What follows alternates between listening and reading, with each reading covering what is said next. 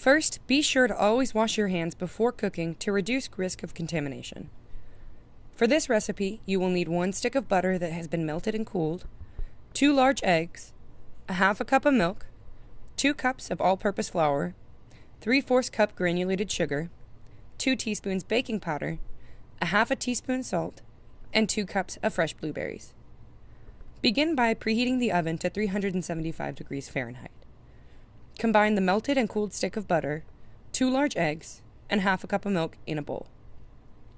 While baking, it's important to make sure that the eggs used in the recipe are cooked to a temperature of at least 165 degrees Fahrenheit in order to prevent the risk of salmonella.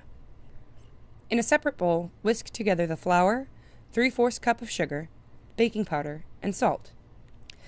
Later, when the muffins are baking, the baking powder added here will act as a leavening agent and release carbon dioxide, forming air bubbles. These bubbles will cause the muffins to rise and become light and fluffy. Next, combine the wet and dry ingredients using the muffin method of mixing.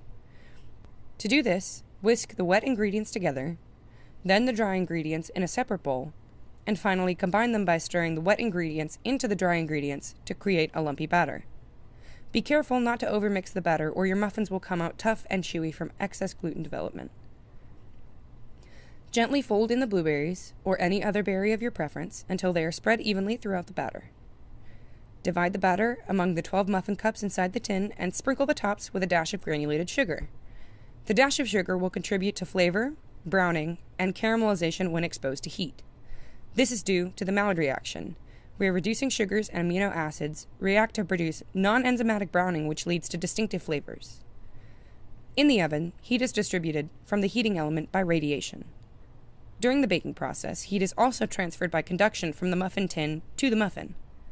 In the presence of heat, the flour and egg proteins coagulate and the starch molecules gelatinize to form the structure of the muffin.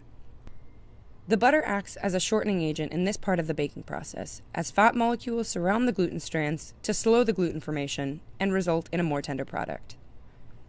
Bake for 25 to 30 minutes, or until they are a nice golden brown color and the edges of the muffin easily slide from the muffin tin. Remove and cool and enjoy. These are best eaten warm, but can be stored in an airtight container at room temperature for 2 days, or in the refrigerator for 1 week.